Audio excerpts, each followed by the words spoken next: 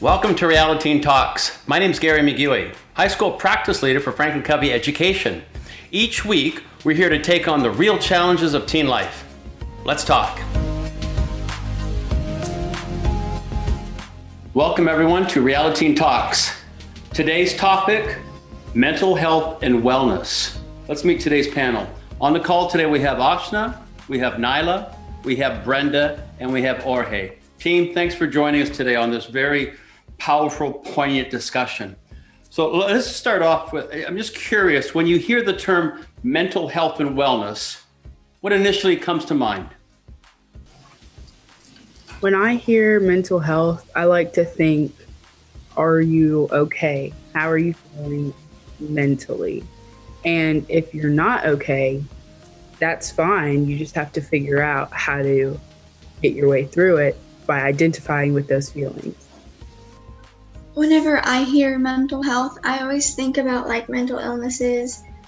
When I hear mental health, I think about like how happy you are right now, how you're dealing with your emotions and how stressed you are, and if you realize that. When I think of mental health and mental well-being, I think of not only about how you're feeling right now, but how you're coping with it, like Brenda said, and if you're identifying it, and if you're like logically in it. Like there's a thing they say, it's like, I'm there, but I'm not there. That's kind of like how I think of mental health for some people. Like you realize you're there, but are you really there, you know? Yeah. Team, is there, the word is a stigma when we hear of someone who is having some mental health well-being challenges? Is there a negative stigma to that? Absolutely. I don't know why we came to this conclusion around mental health and mental well-being, but there's like this stigma that if you have like depression or like anxiety or like some other thing that like your environment has induced on you, oh, you're weak, oh no, you can't do this, oh no, you can't do that, you're too sad, or no, like, come on, y'all, we can do better than this. I agree. Like, I just don't like seeing how people like, I guess I don't take depression as seriously anymore, because you see like, oh, I'm depressed and all that. And I don't think that's okay. They should be more serious about it, because it can lead to bad things. There's the stigma of quote unquote seeming as if you're weaker for feeling a certain way or having certain feelings. And that definitely leads to you trying to tell yourself you're okay. But sometimes the more you tell yourself that you are okay, the deeper and deeper into sadness and a poor mental health state you can be, or you can get into.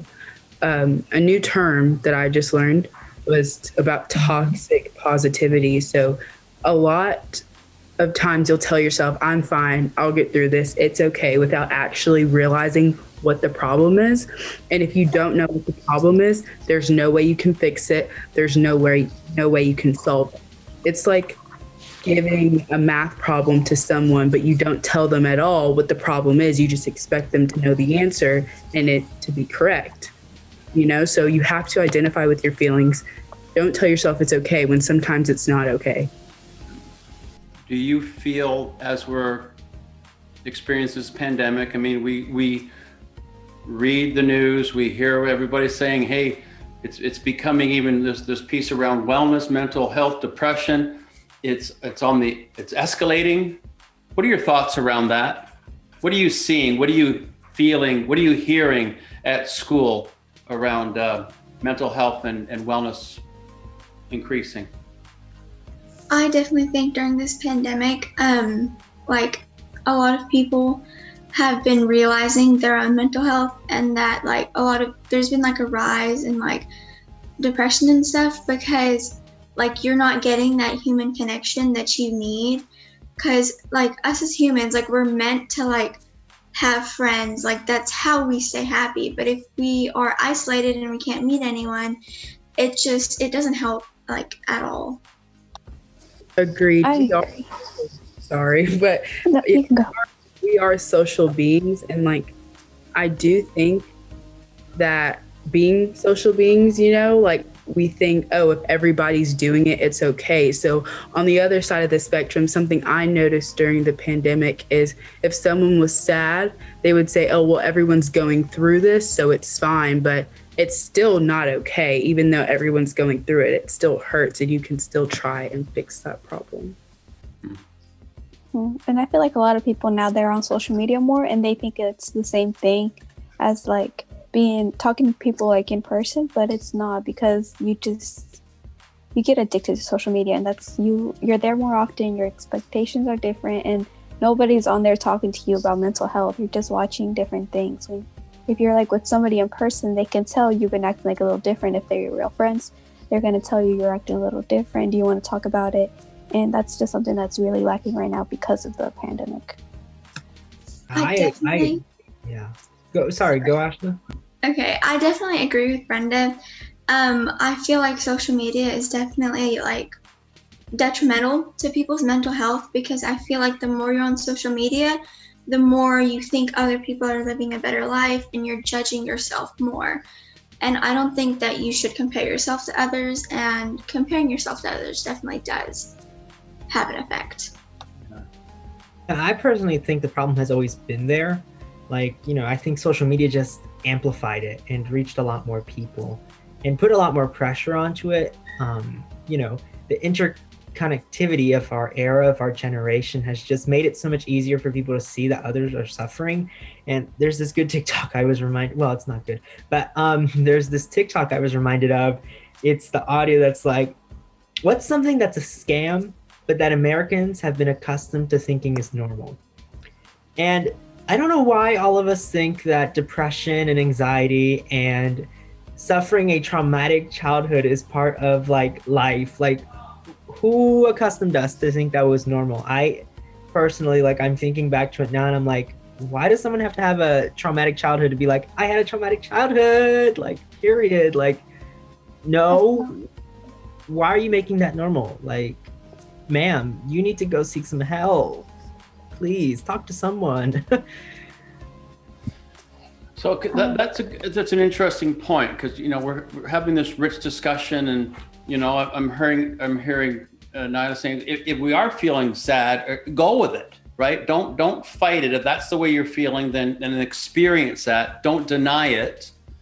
And then when would you say, when you have people that maybe they do need professional help, maybe they need to seek out some counseling? I mean, what are your thoughts around that? And how would can we get people to counseling if they need it? That's the hard part, because you can't really help someone, and even yourself. There's no way to help yourself or others if you don't recognize the problem. You can't tell someone to go get an x-ray on your broken arm if they don't think that they have a broken arm. You can't tell someone to go get glasses if they think they have perfect eyesight. You have to recognize the problem to fix the problem personally, or with helping someone else. You can't make someone do something they don't want to do, especially if they don't see that there is an issue. Like Brenda said, like if you're acting different, your friends can bring that up or say, hey, are you okay? And then maybe that's a step you can take to helping your friend get some help, but you can't force them. It's an intricate process, and it takes steps to get there. So I agree with Nyla. Like the whole process of getting help and helping others is really a voluntary step. And we spoke to a psychologist before we got onto this webinar, and talked about the different topics that we're talking today. And she recommended, I know there's a stigma around psychologists, but really they're there to help you. And just because one doesn't work doesn't mean that the next won't. And, all of us internally, even if we don't recognize it, can be junior psychologists, helping friends through problems, even if you don't have the basic grasp of what they're going through, or you will never experience it. People need to be supported through their problems. And sometimes it's this feeling of helplessness that keeps people from going to seek help. Like, no one's going to understand what I'm going through. No one's gonna know. This is so stupid. Like, why are you gonna make me go do this? You have to encourage your friends to seek it out voluntarily and see for themselves that people are going through the same things, and that it's okay to not be okay, like Nyla puts it.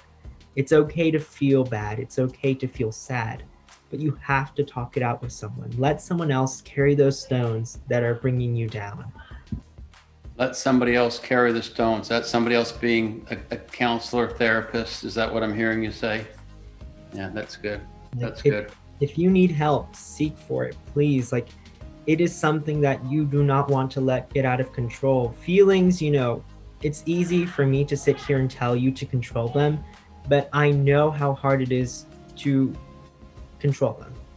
They're crazy, especially during the teen years. It's essentially hard. I don't know if anyone of you can relate, but seek the help if you need it. Yes, and like you said, like people feel like it's just them going through things by themselves, but like you're not going through this by yourself. And if you need help, you have to get that help, because the only way to get better is to take a step forward and recognize your feelings and talk about it. And look for resources too, because if you feel like you're not doing, you have to recognize your own feelings first, is what I'm trying to say. And once you recognize that you're not the same person anymore and you're sad about it, you have to talk to someone about that, and they're not going to do you any harm. They're going to help you out. And like I said before, if that person isn't working or they're not good, then the next person will help you out. That's good. Yeah. So, team, I'd love to hear your thoughts on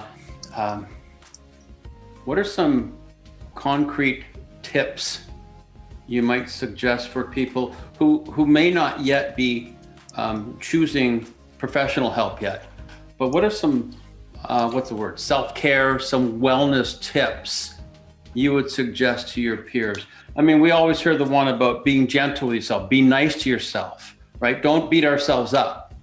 I think that's a good start off. What else might you suggest, team? I would say identify first with the feeling and then do things that make you happy. I understand that sometimes it's hard to figure out what makes you happy whenever you are feeling really down, but if that is the problem, talk to someone that really does boost you up, someone that you care a lot about, or someone you know that cares a lot about you, and do things together. And then go from there. Nice. I would say exercising might help, even if you don't like working out, just going on a walk sometimes, or on days that you feel like it's nice outside. Maybe not leave your phone behind, but just try and not be on your phone as you're going outside, and distract yourself. Maybe if you play basketball, or if you haven't tried basketball, try basketball, soccer, just kicking the ball around like it might clear your thoughts, for a little bit. So I heard exercise, right? I think we all understand the importance of healthy nutrition, sleep.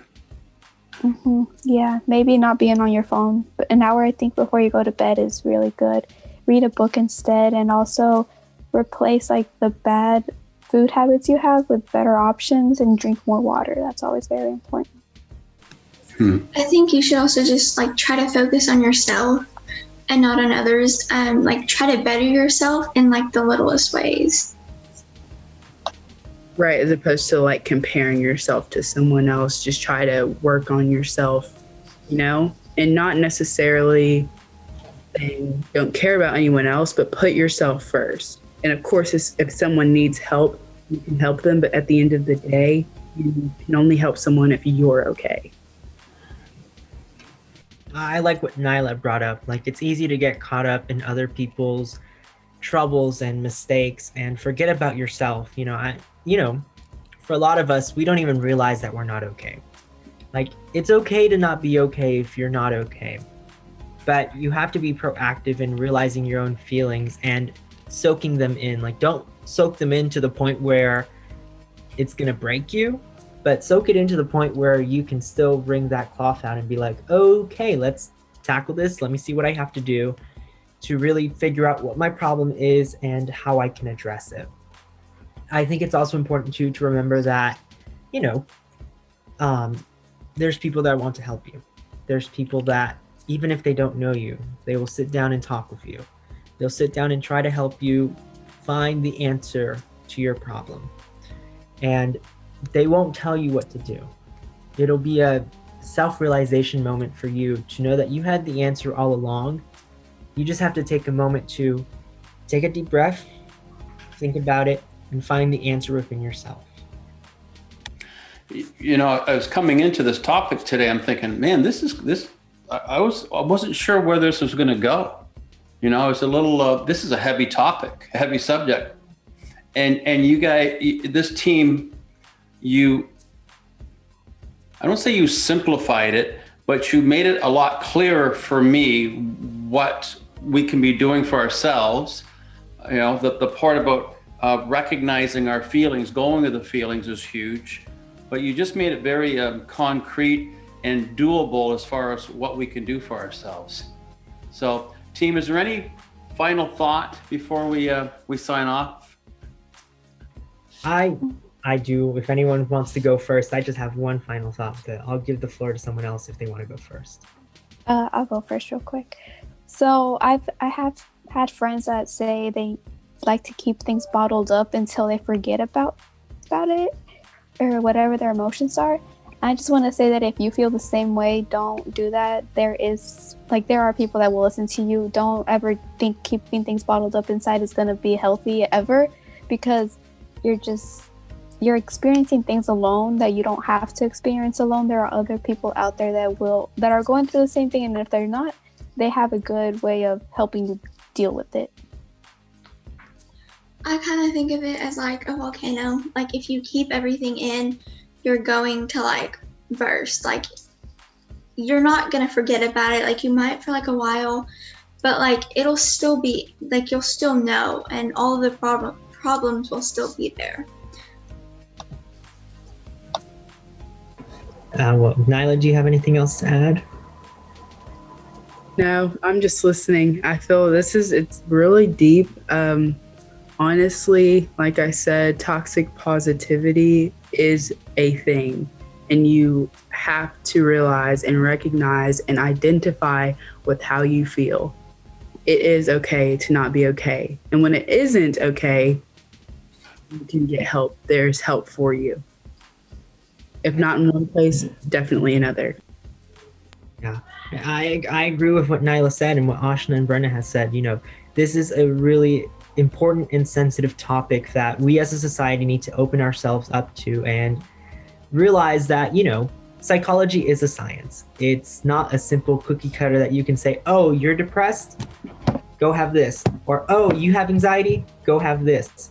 Like, it really is a process that involves not only psychologists and people that want to know more, it involves all of us as a society. It involves your friends, your family, your significant other, your mom, your dad, your sister, your brother, your peer at school, your peer at work.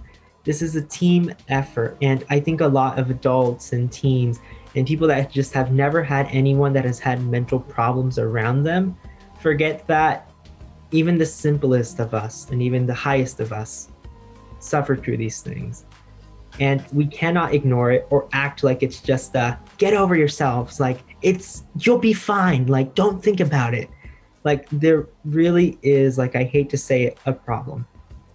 Like, it's not just something you can get out of your mind. And we as a society, at least I think and I feel, we need to work towards acceptance and towards guidance on psychology and identifying that it is a real problem.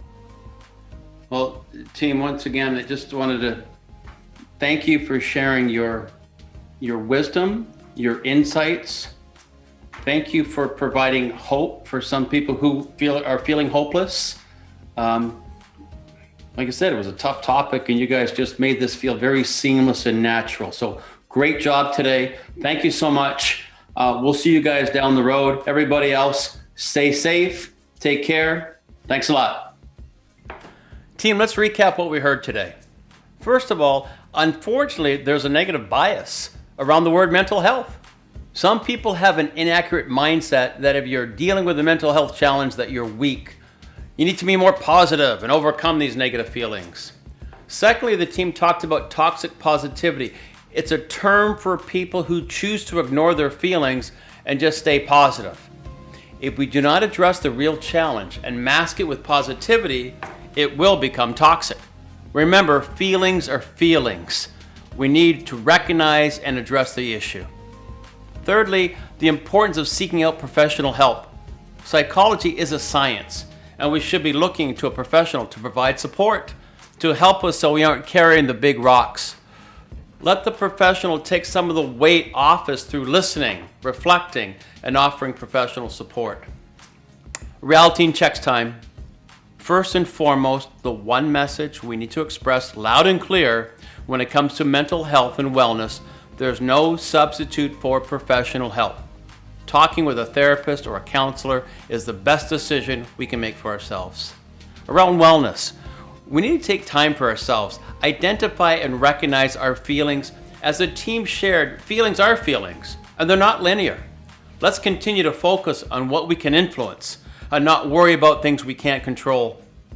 Meditation, breathing exercises, sleep, healthy eating habits, all will have positive benefits dealing with wellness. Let's be gentle with ourselves and continue to strive to improve. Until next week, let's talk. Thanks for tuning in. Subscribe to Realiteen Talks on YouTube, Apple, or Spotify, and leave a review or comment. We'd love to hear from you.